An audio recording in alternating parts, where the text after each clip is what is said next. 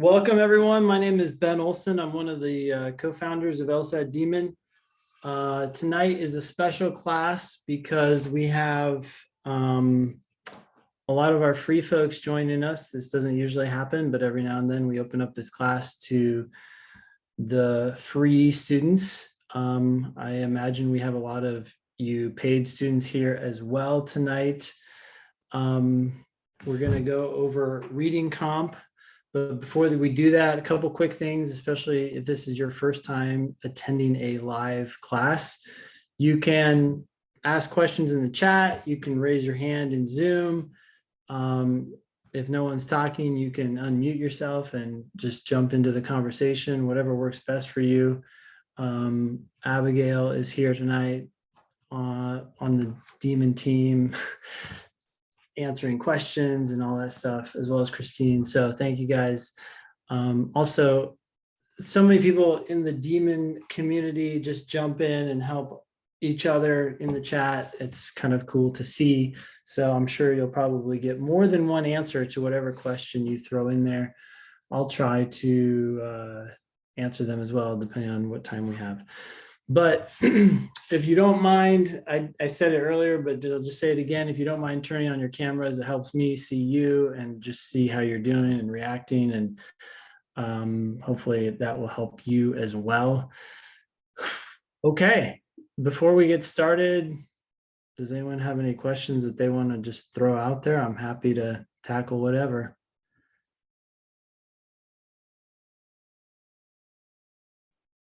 Sometimes it requires a little confidence. I don't have any questions. You're good. Okay. Well, that's good to know, Chanya.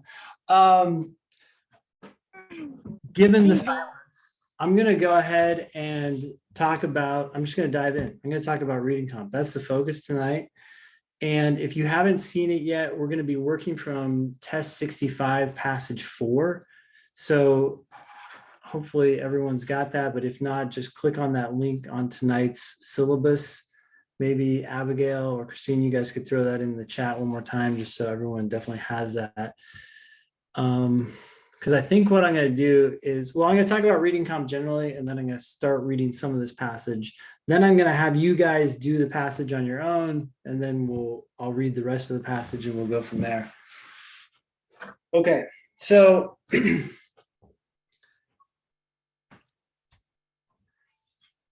the main thing I want you to take away when it comes to reading comprehension is most people should not be finishing reading comp at first, right? So most people who are just starting out, by the way, this class is for all levels, but most people who are just starting out probably should only be doing 2 passages. I mean, it's different for everybody, but you really need to get to a point where you're getting 100%, 95% or 100% of the questions you're getting to correct. And then that shows that you can read and comprehend. That's what this section is all about. It's testing your reading comprehension, right? So you have to get to that place first, and then you can start worrying about how many questions you actually tackle in the section. I mean, you actually never really have to worry about that. It will come naturally. But so can you get all the questions right in the first passage? Sweet. Okay. Now you have the right to go on to the second passage. Can you get all the questions right in the first and second passages? Great. Now you have the right to try to go into the third passage. But until you can start doing that, don't worry about finishing. Just worry about comprehending what you're reading. Okay. Now, a lot of times when people try to get better at reading comprehension, they read advice. For example, a very common one out there on the internet is to read like The Economist or something like that. And yeah, although more reading is in general helpful, I would say the most effective way to get better at reading comprehension is to do these passages. There's there's at least 360 or something like that of these passages. And the thing about reading one of these passages, which is poorly written, unlike The Economist, which is well written, is that after you read it, you are then tested on your comprehension with questions, right? Most people, when they read something else, like they read The Economist, they're not tested on their comprehension. Tanya, if you don't mind muting yourself, that'd be great. I'm sorry. No worries. Okay. But when you read something just out in the world, like if you turn around and ask yourself, did I understand that? Most people say yes. And you don't really know if you understood it exactly the way it was intended to be understood, because there's no questions and there's no, feedback. On the test and in the Demon, you can do these passages. You can then see whether you got questions right or wrong. And if you ever get a question wrong, that means there's something you're not comprehending. It's most likely in the passage, but it can also be in one of the questions. Okay, so that leads me to, how do you get better at reading comprehension? I initially talked about slowing down. The other thing you want to do is your comprehension of the passage starts with your comprehension of each sentence. Okay, so what a lot of people do is they will read an entire paragraph, or God forbid, the entire passage, and then realize that they don't get it, and then they will read the whole thing again. That's a very high level, inefficient way to get better at reading comprehension. What you want to do is you want to read one sentence, and if you understand what that sentence is saying, then you move on to the next one. If you don't understand, if there's some cloudiness in your mind, if you can't visualize what the author is talking about, that right there is the source of your problem. That's what you need to fix, right? If you can unlock that sentence, then you're ready for the next sentence. And if you can unlock that one, then you're ready for the next one, and so on. And all you have to do in these passages is unlock 14 to 15 sentences. That's it. They may seem long, they may seem dense, but if you can unlock these 15 sentences, you've got the passage owned, and usually the questions go a lot faster from there. Alexandra, go ahead. I find I've gotten the reading comprehension part down, but I find reading comp the hardest to review, because it is right in the passage, and so I kind of find where it says the right answer. I'm like, oh yeah, it says it, and I don't know how to take much more than that. Do you have any advice for reviewing reading comp? Well, first of all, I guess I would ask, if you're willing to say, how many are you typically getting wrong of the ones you're attempting? Maybe 1 or 2, 4 on a bad day.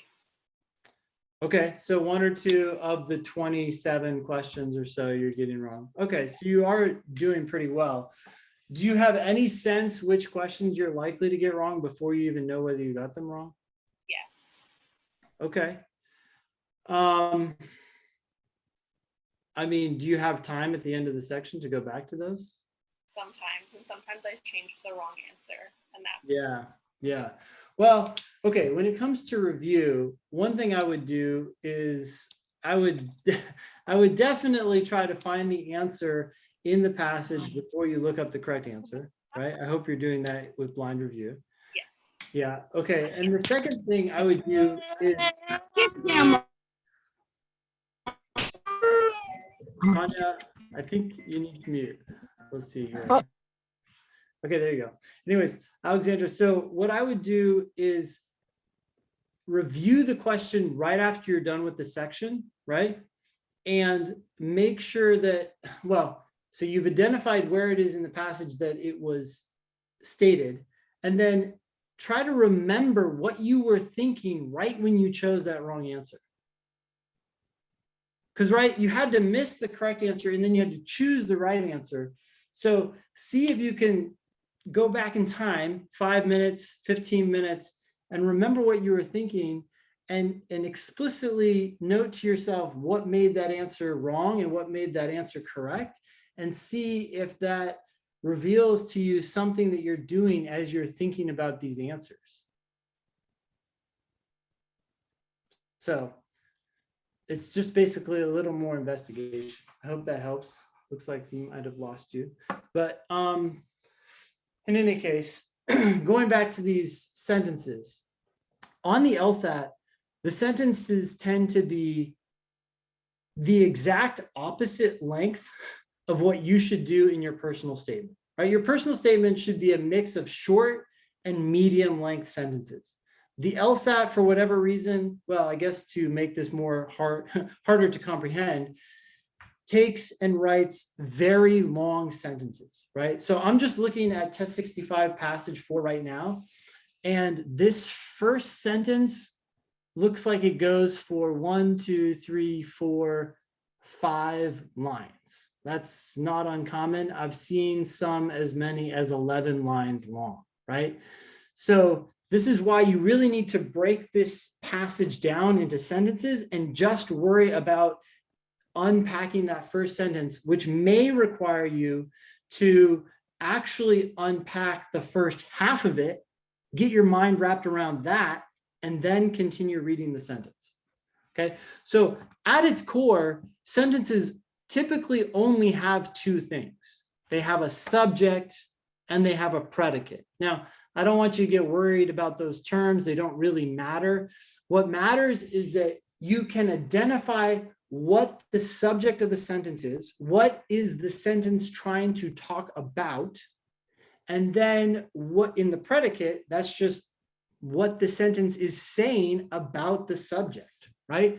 So in your most basic sentence, you could say something like, you know, the LSAT is so exciting. Well, obviously the subject there is the LSAT. And then what we're saying about the LSAT is that it is so exciting, right?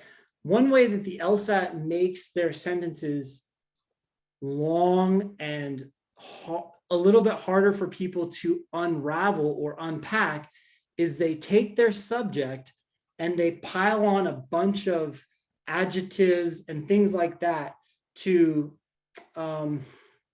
describe the thing that they're talking about before they even tell you what they're going to say about it. So in my example, I said the LSAT is so exciting. The LSAT is the subject, right? But I could make that subject a lot more convoluted by saying something like this. The test that is often administered for students desiring to go through legal education, right? That's all a very long and convoluted way of just saying the LSAT. So the test that is often taken by those desiring to pursue legal education is so exciting, right? So the reason I'm telling you this is that when you're trying to unpack a sentence, if you're struggling with that sentence, then what you might want to do is identify the subject by finding that long convoluted thing that really at its core is just some simple idea. It's the LSAT or it's whatever, right? So another example could be engineering students love cars. Okay, so my subject there is engineering students. And what do we say about them? We say that they love cars. Well, the LSAT probably wouldn't say that. Instead of saying engineering students, they might say something like, at a prestigious university, some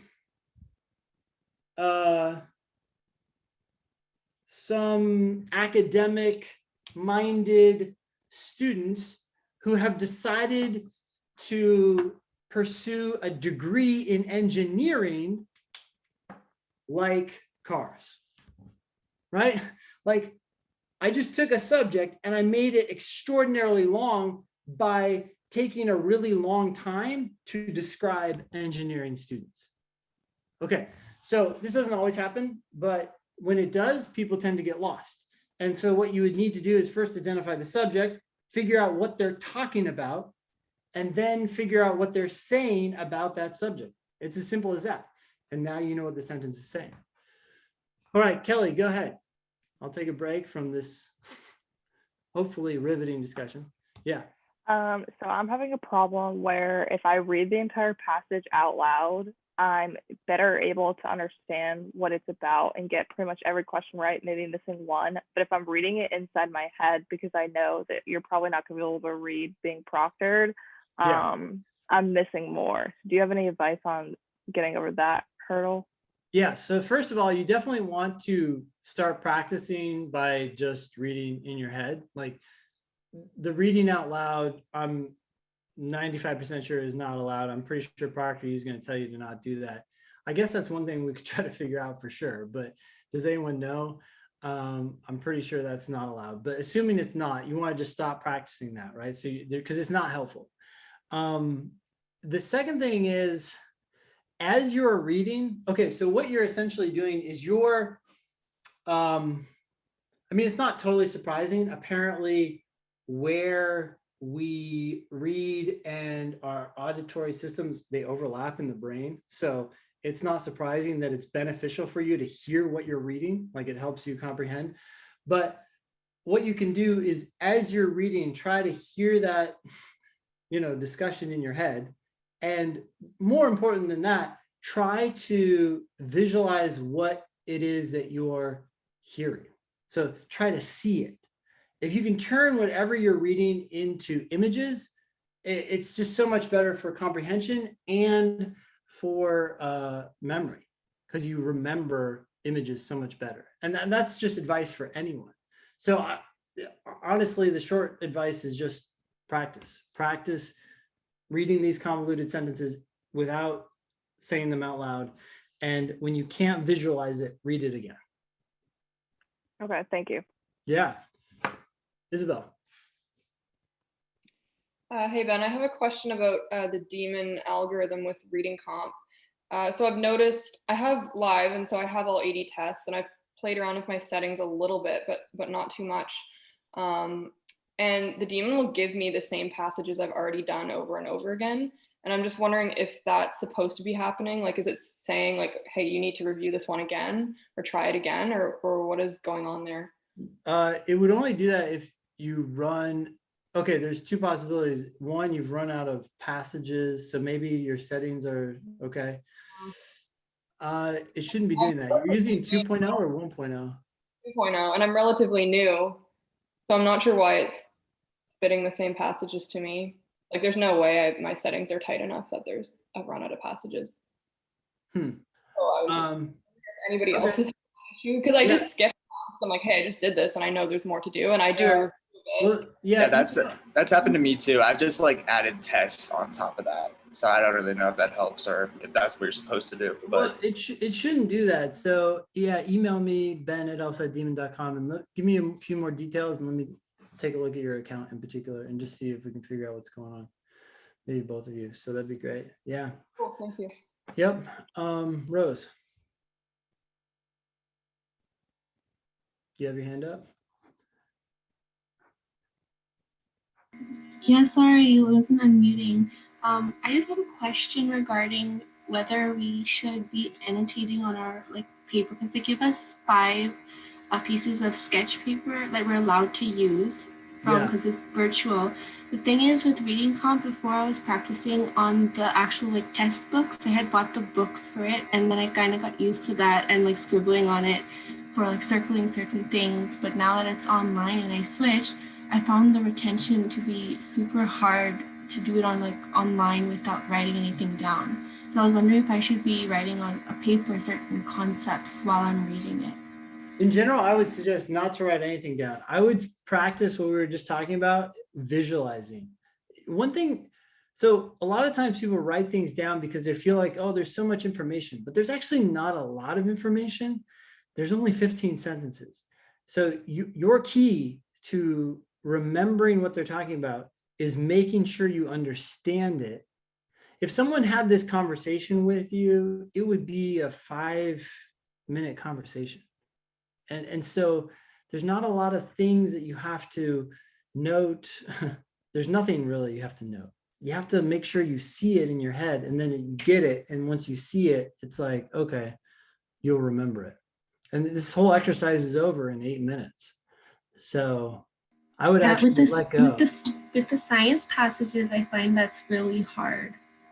That's the only thing. Okay, well, I would let go, give it a shot, and work on developing that skill as opposed to basically your note-taking skill. It will be challenging at first, but it will be easier in the long run and increase your chances of also getting through these passages faster. That's not a goal of mine necessarily, but it is a natural consequence of being able to visualize what you see. To clarify that a little bit more, I spend about half my time reading the passage and half my time answering questions. Most people, it feels like they spend 10 to 20% of their time reading the passage, 80 to 90% of their time answering the questions. And they're really doing that because they're going back and checking so much stuff because they didn't really see it or internalize it. Okay, King. Hey, how's it going, Ben? Good. Nice. So yeah, I'm kind of a plateau for about 7 to 6 missed per section. And I know you guys give out all this type of advice all the time, but I was wondering if you guys have anything in particular that could help with this beyond just pushing through, because I've been trying to, but yeah, just would appreciate any advice. Well, I mean, you said you're getting 6 to 7 wrong per section. Is that what you're saying? Yeah. This is more just trying to break through that barrier and try to keep going, but I've kind of just feel like I haven't really had as much progress as I'd say. Yeah, I would say it depends a lot on where those questions are being missed. If they're missed because you're not getting to them at the end, that's one thing.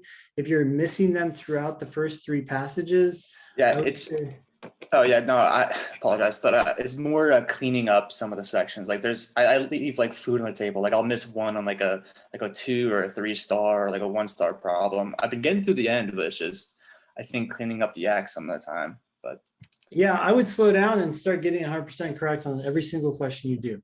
Think about the test as, think about the section as 27 mini tests and nail each of those tests as you go through until you run out of time. So if you go through and you can only get to 24 questions, hit every single one of those and get all of those right. So if you think of each question as its own test, it's like, okay, how we doing on this test? Okay, great. I got an answer. I feel good about it. Now I'm going on to the next test. When you're missing these easier questions, it seems to me like you're more focused on the passage as a whole, as opposed to that one question and just like, this is what I have to do right now, and I'm going to do it perfectly. And then you're going to go to the next one. Yeah, definitely. Thank you.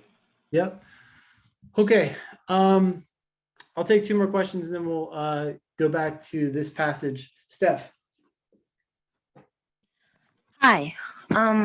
So I don't know how to really word this question, but I'm going to try my best to see if I can articulate my thoughts. So the questions I normally get confused on, there are 2 options that sound similar, right? Like the first half is sort of iffy, but the second half of the answer makes sense. So let's say that's letter A, and then letter E sort of sounds the same, but the first half makes sense, but the second half doesn't make sense. So I normally get those wrong because the 2 answers, they sort of hit at the same point, but it's worded differently. And I tend to get those wrong. I don't know if I should be focusing, I don't know what part to be focusing on, or is there a word that I should be, I don't know how to put it. I'm sorry. It sounds better in my head. I don't know if there's a certain word I should be paying attention to. No. So actually, I think given what you're saying, I think I understand. And one thing, we're talking about reading comprehension tonight, which is one of the 3 sections, right? But just stepping back and thinking about the test as a whole, one thing that you want to recognize is that the entire test is a test of your reading comprehension. So the key to unlocking every question on the test is learning how to decode any and every sentence you encounter. Every sentence that you encounter that you don't understand is an opportunity to push your capacity further, right? It might help you with that one particular question, but it's going to help you with every other question as well. So when you're saying, hey, for the first half of this answer makes sense, but the other half doesn't make sense, that's your golden opportunity to slow down and say, okay, what words here do I not understand? And why don't I understand them? Or do I understand all the words, but I don't understand how they are coming together? Let me read this sentence again. Let me read this first half of this sentence again. Let me read the second half of this sentence again until it clicks. Because if you can unlock that sentence, well, that's going to help you with that question, but it's going to help you with every other question too, because that's all this test is. It's a test of your ability to digest poorly written prose. Thank you. Yep. Natasha. Hi. My question is, it's hard for me to retain the information once I read everything. I'll understand it, but then again, I'll be like, oh, I forgot that. Let me go back and refer to it again. And I keep going back and forth. And I was like, oh, I forgot that part. So what do I do in that case? Well, in that case, I don't feel like you're actually understanding it as much as you could. So by understand, I mean, okay, I get what you said, and I'm thinking about it. It's not like I'm just a passive listener being like, I'm like, wait, really? Huh, okay. I would have expected this, but you said that. I guess you're gonna go here with that idea. And then maybe the person does or doesn't, but the point is I'm actively understanding and then engaged with that material. You should have some reactions to this material. There are so many crazy sentences on this test, and I've read them in class, and everyone just sits there deadpan, right? They're like, I'm like, did you hear what this test just said? It's like, you need to have some sort of thought, like, well, that's stupid, or wow, that makes sense. Yeah, that's kind of what I think about people too, or whatever, I don't know what they're going to say, but it sounds like you need to engage more, and that will help with retention. But I think, like, for instance, the ones that law and humanity, like those I get really good. But the social and the other one is like, I don't know, maybe my interest level, I don't know what it is. But when it's those type of topics, I don't know if it's my retention or what it is. Because the law, I get everything right. But as soon as it's social, the science section or the society, I don't retain the information, but I guess you're right. I have to engage more. You have to engage, and you can pretend to be interested, and it will trick your brain into being interested. Like, honestly, I hate humanities the most. I am not interested in 18th century sculpture and why, some people prefer whatever, these shadows to these other shadows, but that's okay. I can read it. It's only 15 sentences, and I can say, wow, I never thought about shadows and sculpture, but I guess what happens if you have a different shadow? Like, I can be interested, right? Okay, so you would pretty much force yourself to be interested, even though maybe think about it this way. It's like you're on a date with someone for the first time. You want to get to know them better, but you're not interested in what they're talking about. You have to be interested, or it's not going to work out, right? So just engage. I'd be like, okay, what exactly? That's interesting. I hadn't thought about that before. There's something to learn here. And these are short, so you can do it. You can do it. Okay. Thank you. Yeah. All right, cool. So I'm going to go back here. Sorry if I missed some questions in the chat. But in any case, what I was trying to say is that sentences have subjects and then they have predicates, which are basically just telling you something about the subject, right? That's it. And on the LSAT, they like to make their subjects extraordinarily long so that you get lost in the subject.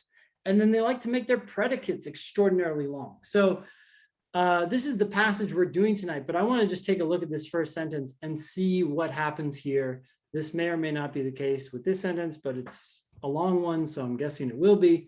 So I'm going to start reading this sentence. It says, as part of an international effort to address environmental problems resulting from agricultural overproduction, hundreds of thousands of acres of surplus farmland throughout Europe will be taken out of production in coming years. Okay, so the subject of this sentence is hundreds of thousands of acres of surplus farmland, right? Throughout Europe. That's a long subject, but okay, it's pretty easy to visualize. So I can imagine all this farmland. Apparently there's surplus, there's agricultural overproduction. I didn't know that we were producing too much food, but apparently we are. And this surplus farmland throughout Europe will be taken out of production in coming years. I feel like this sentence is not too hard to follow. If you can visualize the subject, all this surplus farmland, and what are they saying about it? They're going to take it out of production. Why? Because there's this problem with agricultural overproduction. There's too much farming going on. And this is one way to pull back, to reduce the amount of farming that we're doing. Okay, does that make sense? So I'm just trying to unpack the sentence, find out what the subject is, find out what it's talking about, and find out what they're saying about it. The next sentence says, restoring a natural balance of flora to this land will be difficult. Okay, so that kind of makes sense. It would be hard to make things wild again because the nutrients in soil that has been in constant agricultural use are depleted. Okay, so notice there, that sentence really had two ideas. The first idea is it's going to be hard to make things go back to their natural state. Why? Because all these nutrients are gone now. The soil's like dead, right? It's like sand almost or something. Not saying it's sand, but it's like sand. It doesn't seem to have any nutritional value in it. I paused there too halfway through just because it seemed like when it said restoring a natural balance of flora to this land will be difficult, that's an idea that I can get my mind wrapped around. I'm just going to stop, digest that, make sense of it, and then continue going. You don't have to stop. If it makes sense and you're ready to keep going, keep going. That's totally fine. The point is, though, to have a clear picture in your mind of what the author is trying to tell you. So far in my mind, I don't have to look at this passage. I can just say to myself, okay, apparently we're making too much food. And one way they're going to solve this problem is they're going to take thousands and thousands of acres of farmland out of production. But to do that, it's going to be a little difficult because you're going to take it out of production and it's not going to go back to its natural state. Why? Because it's depleted of all these nutrients, right? None of that is coming from me looking back at the passage. That's coming from my visual image of what I just saw in my head as I read. That's where you want to get. You want to read and see. And if you can't see, then you read it again. You read the sentence again until you can start seeing it. Because if you can see it in your head, then you can turn around and explain exactly what was being said to anyone else by referring to that mental image, not to the actual text, right? So many times when I'm tutoring people, I say, hey, do you understand what you just read? And they say, yes, I understand. And I say, okay, great. What did it say? And what do they start doing? They start rereading the passage. They start, well, as part of an international effort to address environmental problems. I'm like, what? You're not telling me what you know in your head. You have to go back and look at the text because it's not really there, right? So that's where you want to get. You want to be able to see what you're reading, visualize it, and then it doesn't matter what questions they ask you, you can just draw on your own understanding to answer them. That's why the questions go fast if you visualize the passage. How do you guys feel about that? Is anyone like upset? Like, no, I'm never going to visualize. Okay, I hope that makes sense.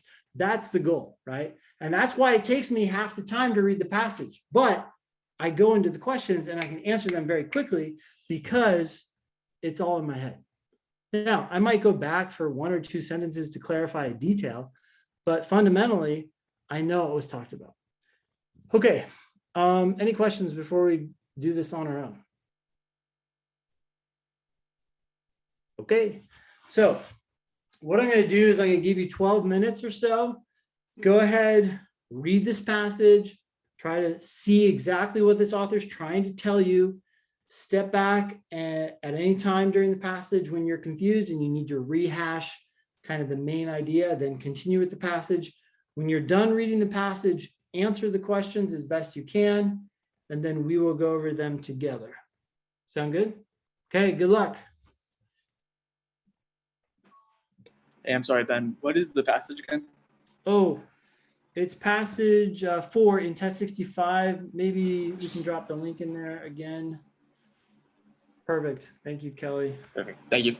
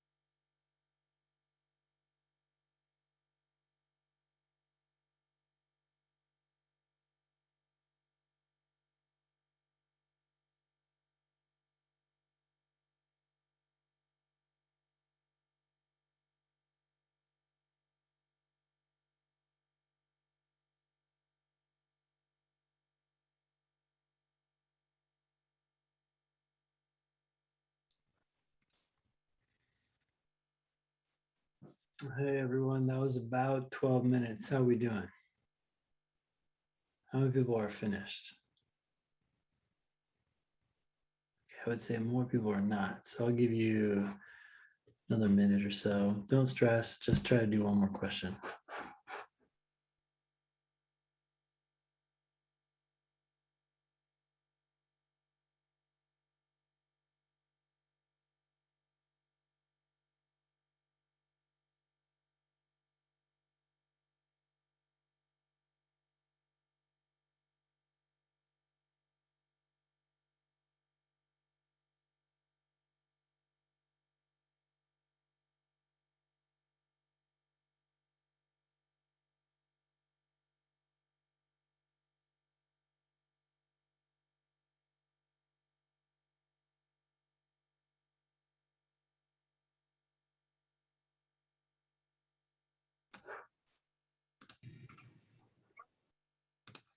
All righty.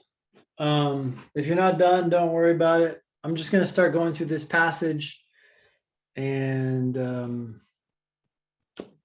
taking you through it as best I can. Someone asked in the chat, how do I know which details to remember? As I go through this passage, I'm going to recap what I'm seeing in my head. And I think that's about the level of detail you should retain. So I'm going to try to basically answer that question as I read through this passage. Now, I already read the first two sentences, so I will just recap them here in my own words. Basically, in my head, this is what I'm visualizing. There's a problem with too much farming. We're farming too much. And in an effort to solve that problem, some people or countries in Europe are basically taking thousands and thousands of acres of farmland out of production, right? That would reduce farming. But when they do so, it's going to be a little bit challenging to bring that land back into its natural state. Why? Because the soil is kind of dead, right? Its nutrients have been sucked out of it by all the farming that's been going on. Now, I hope you recognize that what I just said to you is, I think, accurate, and two, entirely in my own words, right? The LSAT never said that nutrients got sucked out of the soil, but that's how I'm visualizing it. That's what I saw in my head as they talked about this, the nutrients being depleted or whatever they said. And that signals to me that I've comprehended what they said because I can see what they said. Okay, so let's continue. I'm on sentence 3. It says, moreover, much of this land has been heavily fertilized. Okay, I can stop right there. So not only have the nutrients been sucked out of the land, but also a bunch of fertilizers have been pumped into the land. Great, this is just horrible soil, and we're now returning it to nature. Sounds very human, right? We're like, we'll take that, thank you, we'll destroy it, and we'll return it to you in a destroyed state. Please carry on. Okay, what is it saying now? And when such land is left unplanted, problem weeds like thistles often proliferate, preventing many native plants from establishing themselves. Okay, so we basically give this shitty soil, actually, if it was shitty soil, it'd probably be good, but this poor soil back to nature. And when it's in that state, thistles come in, and thistles don't let the natural plants come in. I'm sure there's some debate whether thistles are natural or not natural, but native plants. So whatever, the thistles prevent the native plants from establishing themselves, while the quickest way to restore heavily fertilized land is to remove and replace the topsoil. This is impractical on a large scale, such as that of the European effort. Okay, so one way to solve this shitty soil problem is to take off all the topsoil, put in new topsoil, but they're saying we can't do that because we're trying to basically restore thousands and thousands of acres of land. That makes sense to me. I have no idea how would you even do that, right? You just start, a tractor would go over thousands and thousands of acres. That's just ridiculous. So this one solution, which is the best solution, I guess, or the quickest solution, isn't going to work. I can almost anticipate that the passage is going to say what? Well, that solution doesn't work, so here's another solution, right? That's what I'm expecting. Where did we go? Okay. And while it is generally believed that damaged ecological systems will restore themselves very gradually over time, okay, so maybe things will come back to normal eventually. A study underway in the Netherlands is investigating the possibility of artificially accelerating the processes through which nature slowly reestablishes plant diversity on previously farmed land. Okay, so the topsoil thing isn't going to work, which makes sense to me. There's way too much land to try to replace all the topsoil. So some folks in the Netherlands always seems to be, you know, kind of ahead of us in their environmental efforts for some reason, are trying to figure out a way to bring things back to normal quickly through some sort of study, which doesn't sound crazy, right? Like, we destroyed the land using farming. Maybe we can do something else and restore it quickly, hopefully. Okay, in the study, a former cornfield was raked to get rid of corn stalks and weeds, then divided into 20 plots of roughly equal size. This sounds like a study. We got 20 plots. Control plots were replanted with corn or sown with nothing at all. Okay, I'm going to just stop and try to think about that for a second. So the control plots, the plots that, you know, we're going to compare the other plots to, either have corn or have nothing at all. So it's almost like the control plots are they're recreating the farming environment, right, where you had corn. And they're also just recreating this situation where you abandon the land, you just let it go, and you see what happens. Okay, so we're going to compare the control plots to something. The remaining plots were divided into two groups. Plots in the one group were sown with a mixture of native grasses and herbs. Those in the other group were received the same mixture of grasses and herbs together with clover and toadflax. Okay, so bottom line, in my head right now, I got 4 plots. I mean, I know there are 20 plots, but I'm thinking there are 4 types of plots, right? There's corn, there's nothing. Those are the control groups. And then I have 2 more plots. Native grasses and herbs, and then native grasses and herbs plus. You guys cool with that? I'm not going to remember toadflax. I'm not going to remember clover. If I have to go back, I can look up those details. The bottom line is I have 4 plots, or 4 kinds of plots: corn, nothing, native, and then native plus.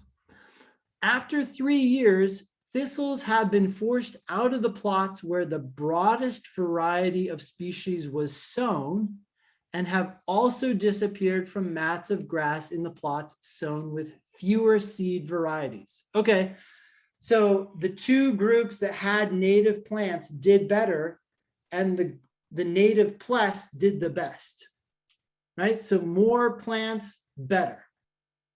Sound good? On the control plots that were left untouched, thistles have become dominant. Okay. I don't really know what happened to the corn plot, but maybe those are all merged together and thistles still became dominant. Either way, we know that's not a good solution. On some of the plots sown with seeds of native plant species, soil from nearby land that had been taken out of production 20 years earlier was scattered to see what effect introducing nematodes, fungi, and other beneficial microorganisms. Okay, I'm stopping. First of all, this is slightly strange, because in my head, right, I had 4 groups of plots, right? I had like native plus, I had native, I had nothing, and then I had corn. And now they're like, oh, by the way, there was actually more nuance here. We had plots in which we took soil from nearby land and we threw that on there. And why did we throw that on there? We wanted to see what effect nematodes, I don't even know if that's how you say that, fungi and other beneficial microorganisms associated with later stages of natural soil development might have on the process of native plant reproduction or repopulation. Okay, so there's like the native plant plots got subdivided and some of them got this like extra beneficial soil. I'm guessing that was good. Prediction, that was probably good. Let's see, the seeds sown on these enriched plots have fared better, surprise, surprise, than seeds sown on the unenriched plots, but still not as well as those growing naturally on the nearby land. Okay, this is completely unsurprising. And the more engaged you are with reading these passages, the less and less surprising the subsequent sentences become, right? I feel like I spend the biggest amount of my effort at the beginning of the passage because they throw you in the deep end of some random topic that most of us know nothing about. So you have to sit there and you have to grapple with it and you have to visualize it and so on. But as you start to get eye to eye with the author, right? You're like, yeah, I get what you're saying. You can anticipate where the author is going to go. And then the passage just starts to go faster and faster and faster. And it makes sense, right? It's like, yeah, okay, you put this beneficial bacteria or microorganisms on some of these plots and they did even better. Surprise. Then, I mean, that's not a surprise. Then it says they didn't do as well as those growing naturally on the nearby land. Okay, so the solution that they've come up with isn't as good as leaving land or the natural land for 20 years, but it's still pretty damn good, right? Like if you can get it close to 20 years in one season, then you've accelerated the process a lot, even if it's not as good as just, as the land that's been untouched for 20 years. So even though maybe these results are slightly disappointing, they're still, I don't know, it's not surprising, and I'm glad that it's almost as good as the land that has been left for 20 years. Researchers have concluded that this is because fields farmed for many years are overrun with aggressive disease organisms, while, for example, beneficial mycorrhiza. Oh, thank you. Is there, okay, an expert thankfully in my head, right? We are not allowed to read the test out loud. So I could just mess up all these words and no one would ever know. And it doesn't matter because we just have to know that these things are good. They are fungi that live symbiotically on plant roots and strengthen them against the effects of disease organisms. Okay, so these things strengthen the native plants against the bad bacteria. I see it as good bacteria or stuff and bad stuff. These preliminary results suggest that restoring natural plant diversity to over-farmed land hinges on restoring a natural balance of microorganisms in the soil. Okay, great. So what I know so far is that one, we can restore this land faster if we do some things. Two, one of those things is to put a lot of natural plants and the whole, like the other thing, the thing I didn't want to remember, the toad flax, as many things as you can above the ground, and you want to put things below the ground, right? These beneficial microorganisms, which then symbiotically live on the plant roots. Are we cool with this? So basically throw as much shit at the ground as you can, and it will grow back quickly. In other words, diversity underground fosters diversity above ground. Again, it's an unsurprising sentence given what we've already learned. Researchers now believe that both kinds of diversity can be restored more quickly to damaged land if beneficial microorganisms are sown systematically into the soil along with a wide variety of native plant species or seeds. Okay, these last couple sentences are basically what I already anticipated given everything that the author had already said. And that's essentially the main point of the passage. We have a problem, here's how we're going to fix it. We're going to fix it by putting a lot of seeds, as many seeds as we can on the soil, and by throwing in these beneficial bacteria. Does anyone have any questions about that process and about the details that you want to remember and visualize and so forth? Okay.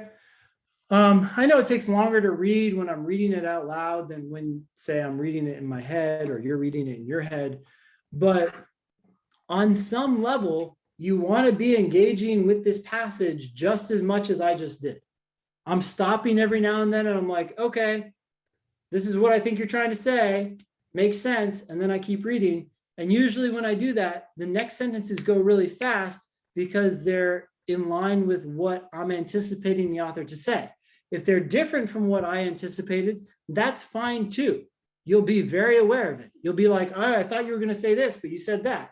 And that will stick out to you. And there will almost certainly be a question on it. Okay.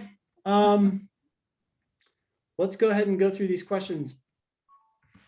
Which questions do you guys want to talk about first? There's several of them. I will go over all of them, but maybe let's do a poll if that's okay. 27 was right up off the bat. Okay, that sounds like a hard one. Use this poll and then I will tackle, wow, 27 really is unpopular. I will tackle that one first and then eventually get to all of them. That way, if you guys want to take off, you can take off. Thank you, by the way, for spending your hour and a half with me tonight to the extent you could. It's great to see you guys. Okay, I'm going to do 27 because that's a clear winner. We don't even need to wait for the results to come in. We don't need to save this election from any sort of steal, so we're all good. Question 27. Which one of the following is most analogous to the process described in the last paragraph by which the spread of thistles can be curtailed? Okay. So the last paragraph, that was the one that was all about the beneficial microorganisms, right? And I'm going to pull what I can from my head about this paragraph. So basically they put beneficial microorganisms in the soil. Those then bonded to the roots or something, right? I remember they attached to the roots and this strengthened the native plants and it maybe protected them or, yeah, what did it say exactly? It says they live symbiotically on plant roots and strengthen them against the effects of diseased organisms. So they bond to the native plants and they protect the native plants from the bad bacteria or the bad microorganisms that is in the soil, okay?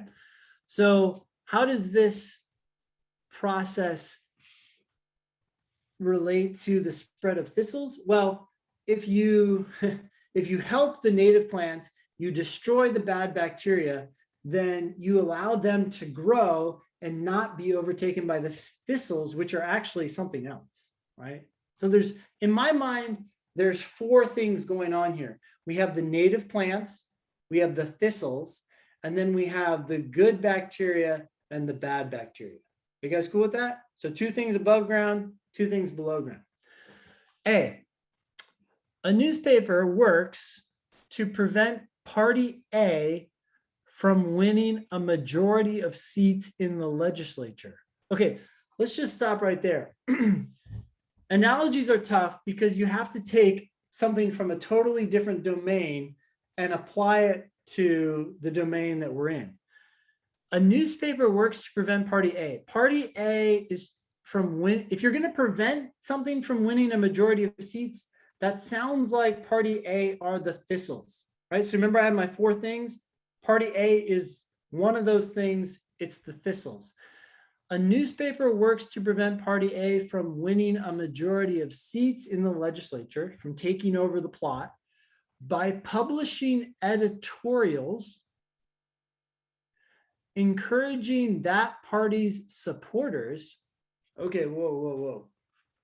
So the newspaper is publishing editorials encouraging that party's, the Thistle's supporters, to switch their allegiance. No, the good bacteria aren't encouraging the bad bacteria to switch allegiance and start supporting the native plants. You guys cool with this? So this is not a good analogy, and this is out. B, a newspaper works to prevent party A from winning a majority of seats in the legislature. Okay, so the thistles can't take a majority by publishing editorials defending candidates from a rival party. Okay, candidates from a rival party would be like the native plant species. And we're publishing editorials that defend the native plant species against attacks by certain broadcast journalists. Okay, to me, the broadcast journalists sound like they could be the bad bacteria. They're attacking the plants, but the good bacteria, which is like, I guess, the newspaper or the editorials, I can't really tell. And those things are defending the native plants from the bad bacteria. That fits. It fits my 4 things, right? I can see each of the 4 things doing something in there. So I would keep that open. I would not choose this answer at this point though, because I don't know, it's an analogy. Maybe I'm like fucking it up. C, a newspaper works to prevent party A from winning a majority of seats in the legislature. Okay, we're all good on that. By publishing editorials intended to discourage supporters of party A from voting in the upcoming election. Okay, so is the good bacteria saying, bad bacteria, we don't want you to participate? I don't think that's quite what's going on. The passage actually said, strengthen them against the effects. So strengthen them against the effects to me sounds like defending them against the effects of disease organisms. I don't think they're asking them not to play. They're defending them against whatever negative thing they're doing. So I would say this is not a good fit. D, a newspaper works to prevent party A from winning a majority of seats in the legislature by publishing editorials attacking certain public figures who support candidates from party A. Okay, I would say this is the closest to B. It's like the good bacteria is attacking the bad bacteria. The problem is, do the bad bacteria support the thistles?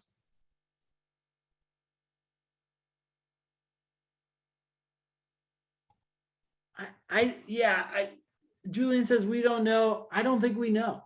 I think all we know is that the bad bacteria are not good for the native plants. They're hurting them, but does that mean they're helping the thistles? Well, maybe indirectly. I don't love this because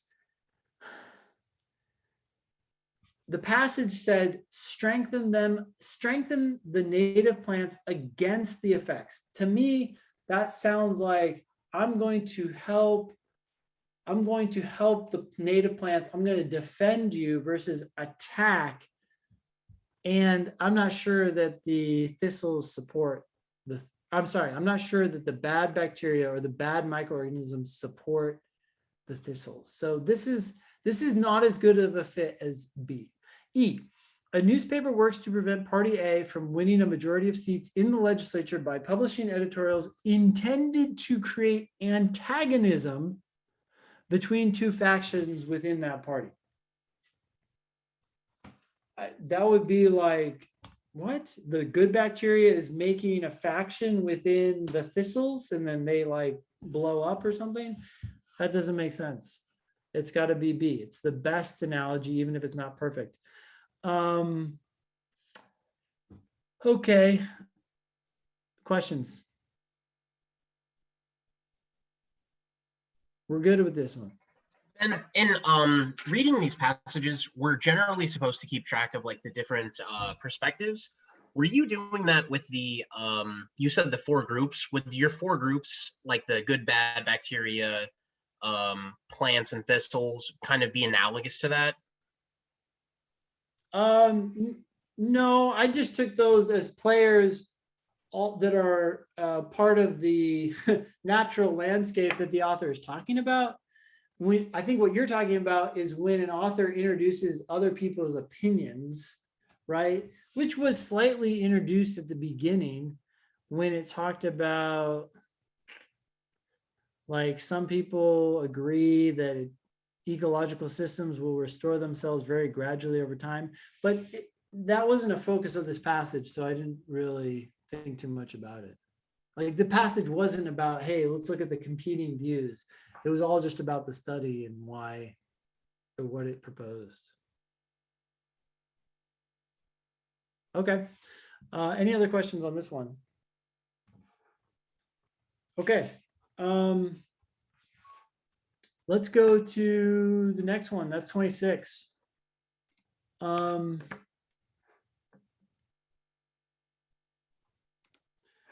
Let's see here.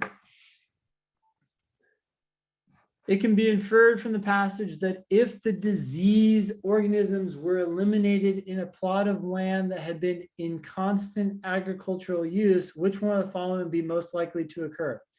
Okay, if you got rid of the bad stuff in the soil, what would you expect would happen? Anyone?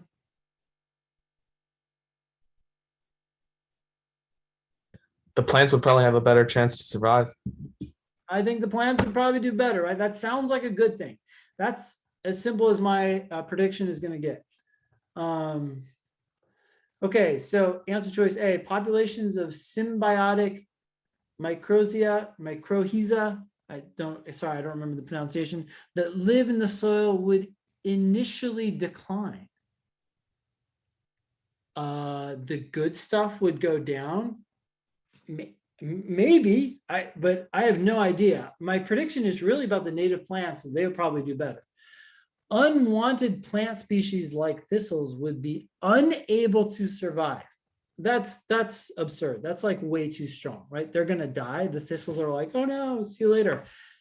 Now, maybe the native plants will do better, and that would increase the likelihood that thistles would go away. But saying that they would be unable to survive is way too strong. See, the chance of survival of a beneficial native plant would increase. That is the most boring, bland statement, but it's also the one that's most likely to be true. So that seems like the correct answer. D, the number of all types of beneficial microorganisms would increase in the long term. I have no idea what would happen to the other beneficial microorganisms. Maybe. Populations of other types of disease organisms would increase proportionally. Whoa, by the way, that word proportionally on the test means if you double, the other thing would double, right? That's proportional. It's very precise and therefore almost always wrong, right? Like it's just, there's rarely enough evidence to justify such a one-to-one relationship. So anyways, watch out for that one. They love to throw it in there and it's killer. That's not the only reason this answer is wrong, but it certainly does not help. Okay, any other questions on that one? We're good? Okay, let's go to... Oh, wait, I have a question for 26. Yeah, go for it. Can we just go back to D for a sec? Because I thought it was saying that these disease organisms are preventing are like pretty much like killing microorganisms, and that would be bad. So that's why I chose D over C, but I totally see why C is right now. Yeah, so I thought that would be the immediate effect. Actually, we don't, so I'm trying to remember where, okay, where was this discussed? I don't remember a specific discussion of the bad microorganisms attacking the good microorganisms. I just remember it being, hey, if there's bad ones, then thistles tend to do better. So let's see here.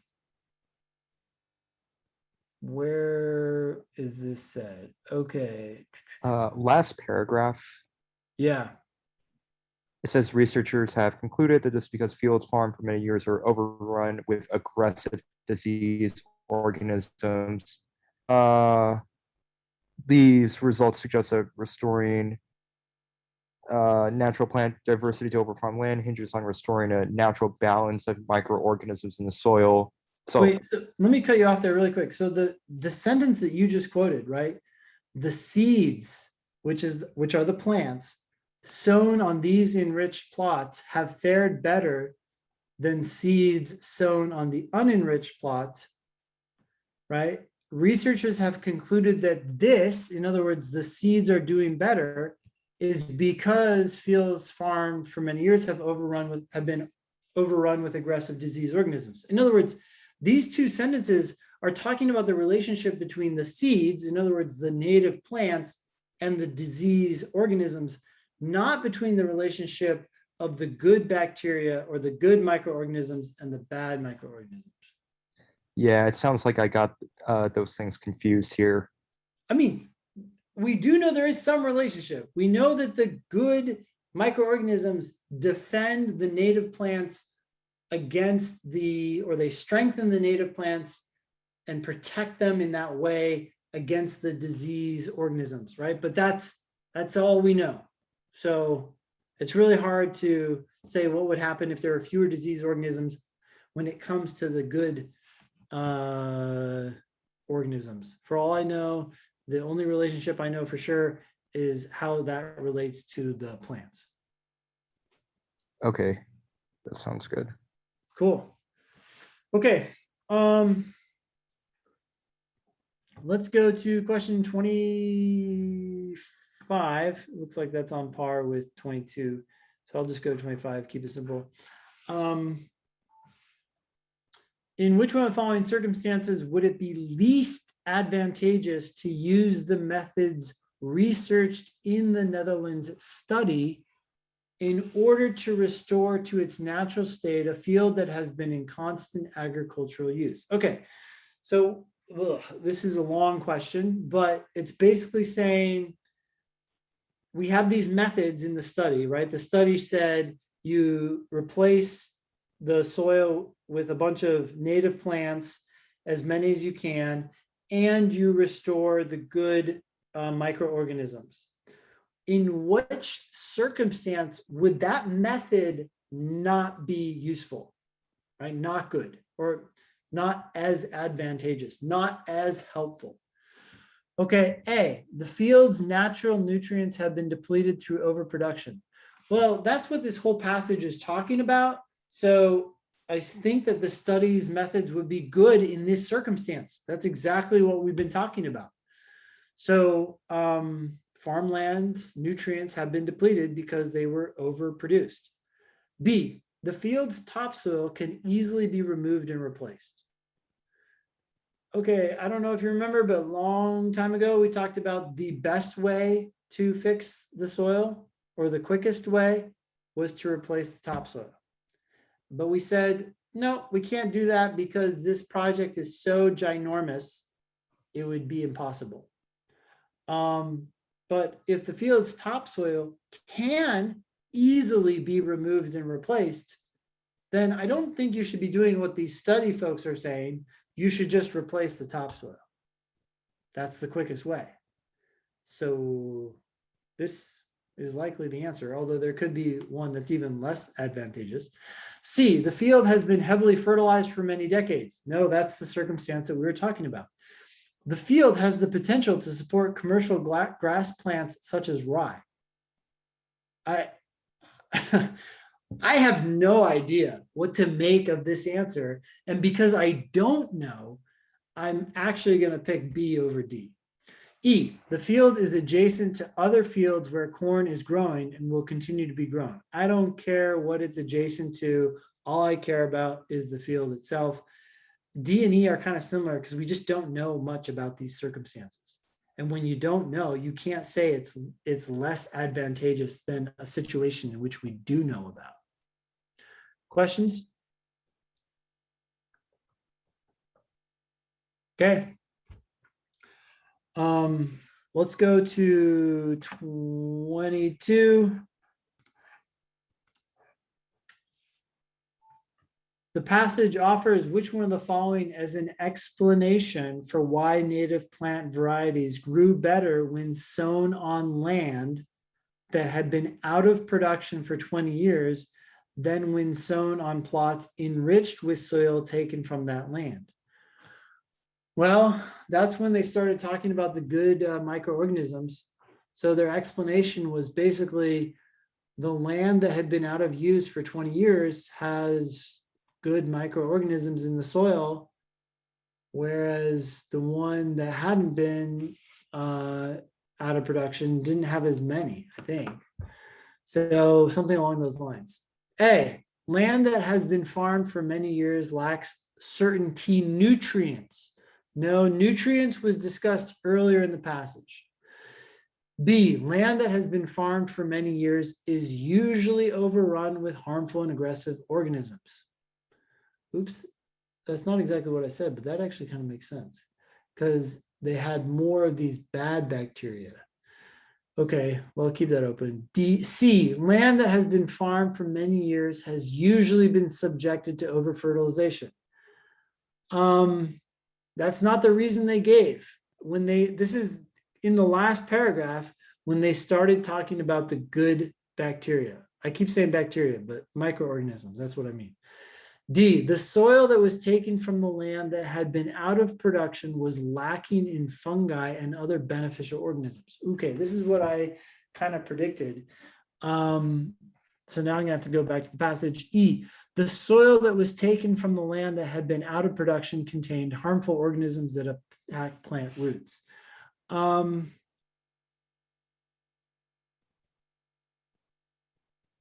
That had been out of production. No. The one that had been out of production did not have harmful organisms. The one that had been out of production didn't have those harmful organisms. So that's the opposite of what we're looking for. It comes down to B and D. So let's see here. Okay, researchers have concluded that this is because fields farmed for many years are overrun with aggressive disease organisms, while the beneficial ones are lacking. Land that has been farmed for many years is usually overrun with harmful and aggressive organisms. That's what that said right there. So B seems possible. D, the soil that was taken from the land that had been out of production was lacking. Oh, I misread D. I'm sorry, guys. I'm like all over the place. The soil that was taken from the land that had been out of production was lacking in fungi? No, it had those things, and therefore that's what helped it. I'm sorry, I thought D was referring to the soil that was being tested. But anyways, so that's dead wrong. So it's definitely B. Any questions on that one? Sorry for that misreading. Okay, let's keep going. Let's go to 23. Based on the passage, which one of the following is most likely to be true of any soil used to replace topsoil in the process mentioned in the first paragraph? Well, what's going to be true of the soil that you use to replace the topsoil? I would imagine it's good soil, right? It would be kind of weird to replace it with shitty soil. A, thistles cannot grow in it. I bet they can. That's way too strong. B, it does not contain significant amounts of fungi. No, I would expect it to be good and therefore have fungi and other things like that. C, it contains very few seeds of native grasses and herbs. I would hope it be rich with these kinds of things and therefore would grow native plants. And I don't know, I'd hope it'd be good. It does not contain large amounts of fertilizer. Yeah, I would hope it doesn't contain large amounts of fertilizer, which was a problem in the first place, right? Remember the fertilizer led to the thistles? So yeah, notice what they did here with D. They didn't say it does not contain fertilizer, period. That would be pretty, that might still be correct, but that would be pretty extreme. But it's very easy to say that it should not contain large amounts of fertilizer. E, it was never used for growing corn or other commercial crops. I don't know, maybe it had been used for that. As long as it's good now, I don't really care what it had been used for in the past. So D is the answer. Okay. If you have questions, just yell at me. Oh, Brianna, is this your question? Is this question about 23? So is A only wrong because it was mentioned earlier in the passage? No. Are we talking about this question? Oh, sorry. I'm too slow on these chats. Okay. Let's go to 24. The author's reference to the belief that damaged ecological systems will restore themselves very gradually over time primarily serves to do what? In other words, you want to predict an answer here. You say, why did the author say this? Well, I feel like this is a concession. I feel like what the author is saying is, look, these things will fix themselves over time, but it's going to take a long time. So we want to find a faster solution, right? The author is acknowledging that there are other solutions out there. They're just not that great. They will take forever. So why did the author say it? Probably to sound reasonable, to give you a sense of the options out there. A, introduce a long-held belief that the Netherlands study is attempting to discredit. No. The Netherlands study is not discrediting that claim. They could totally agree with it. They're like, yeah, over time, it will eventually fix itself.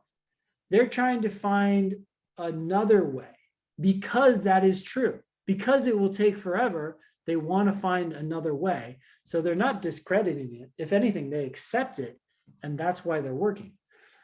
B, cite the justification generally used by people favoring intense agricultural production.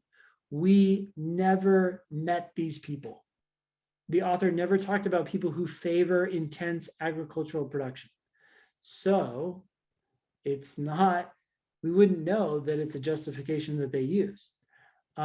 C, suggests that the consequences of agricultural overproduction are not as dire as people generally believe.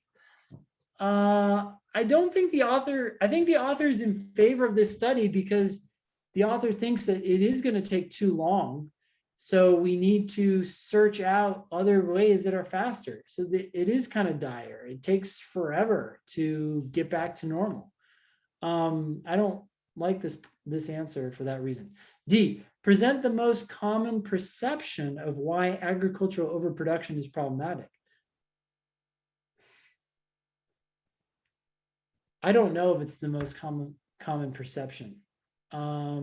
What it's going to restore itself eventually, so that's why it's problematic. That almost seems like the opposite. If it's going to restore itself eventually, then it's not problematic. E, describe the circumstances surrounding and motivating the Netherlands study. Describe the circumstances. Yeah, here's the situation we're in. It's going to take forever to restore things back to their wild state. So we got to come up with a better way, a faster way. That's the circumstances surrounding and even motivating the study. E is correct. Cool. Questions? Okay. I think we just have a couple more. 20, I'll do 20 and then 21.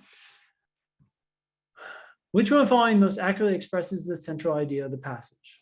Well, this is definitely a question type in which you should predict the answer. You should know what the main point is when you're done reading the passage. in this particular passage, when I finished reading, I was like, okay, we can restore the land faster. The way you do it is you put in as many seeds as you can, and you put in as many good bacteria as you can, and then you're good to go, right? That's the best solution we have for this situation. A, the rehabilitation of land damaged by agricultural overproduction can be accelerated, yes, by means of a two-pronged strategy aimed at restoring biological diversity. Okay, that's kind of a strange answer because it doesn't go into the two strategies, but it is true. So I will keep that open. B, restoring plant diversity to overused farmland requires many years and considerable effort. They never said that. For all we know, we can do it quickly. The damaging effects of long-term agricultural overproduction argue for the modification of current agricultural practices. We never talked about changing the current practices or how people farm their corn, so that's wrong. D, soil on farmland damaged by overproduction will gradually replenish and restore itself over time if left untouched. Probably true. I think that was one of the things that the author conceded, but that's not what the point of the passage was. The point of the passage was, can we do it faster? Yes, we can, and here's how. So this is not the main point, even if it was something that was briefly touched on in the passage. E, agricultural overproduction tends to encourage the proliferation of disease organisms in the soil, as well as problem weeds.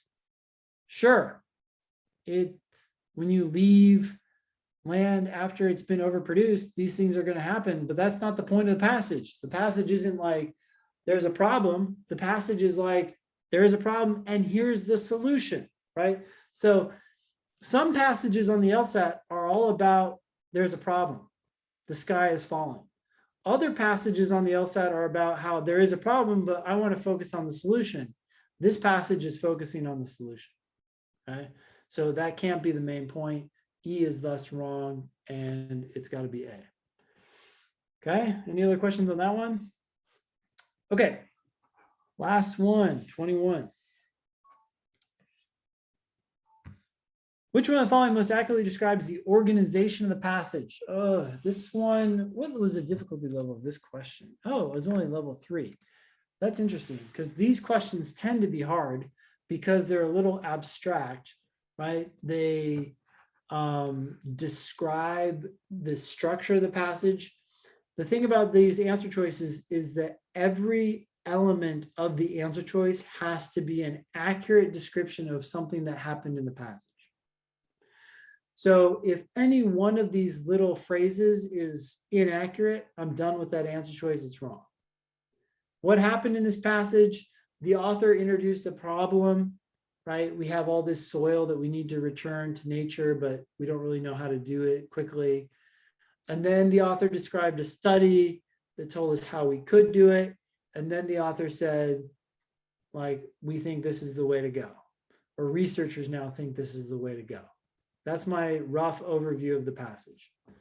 A study is described. Well, a study is described. It wasn't described right at the beginning, but that's not wrong, so I'm going to keep going. The results of the study are scrutinized. I feel like the author was pretty accepting of this study. Like, hey, look at what they found and look what you can learn from it. So I don't love the second part of this. So here's what I'm thinking. Answer choice A, a study is described. Yes, but maybe not right off the bat. The results of the study are scrutinized. No, not really scrutinized. They were kind of accepted. So I'm really not liking it. But I'm going to keep going. And the results are judged to be inconclusive but promising. Yeah. That inconclusive that kills it for me. Right? It's not inconclusive. They're like, this is good stuff. We should do this. It's conclusive. They concluded things. B, a hypothesis is presented. What's the hypothesis? The study, maybe? Evidence both supporting and undermining the hypothesis is given. No, there is no evidence undermining the hypothesis. I'm done with this. C, a study is evaluated. Again, I don't really feel like it was evaluated or scrutinized. It was just like, hey, here's a study and here's what they found and it sounds good. But I'm going to keep going because I can't just knock it out for that alone. A plan of action based on the study's finding is suggested. Okay, sure. And conclusions are drawn concerning the likely effectiveness of the plan. I think that's going too far. I think they said, hey, this looks like a good solution, but we never talked about how likely it's going to be successful or what's going to happen once we start doing it. So I feel like this goes beyond the structure of the passage. D, a goal is stated. Studies are discussed that argue for modifying the goal's objectives. Okay, a goal was stated. We want to restore this land to its natural state. Studies, I feel like we focused on one study, are discussed that argue for modifying the goal's objectives. No, it wasn't. The study agreed with the goal. We want to restore this land to its natural state. Here's how we do it. So that's out. E, a problem is presented. Yes, we have all this overused farmland. A study addressing the problem is described. Okay, yeah, we're addressing the problem. We're figuring out how to solve it, how to make it natural again. And a course of action based on the study's finding is given. Yes, we should do these things with the soil. That's got to be the answer. It's the most basic answer. There is nothing inaccurate about each of those descriptions. Questions on this one? Okay. All right, guys. Oh, shoot. I can't believe it's 7:39. We went over. Well, I guess that's why half of us are still here and half of us are gone. But I'm glad you guys made it. Sorry to keep you late. It's over now. It was over 9 minutes ago, but I'm happy to stay and answer any questions for anyone who is willing to go beyond the time. So yeah, what do you guys want to talk about?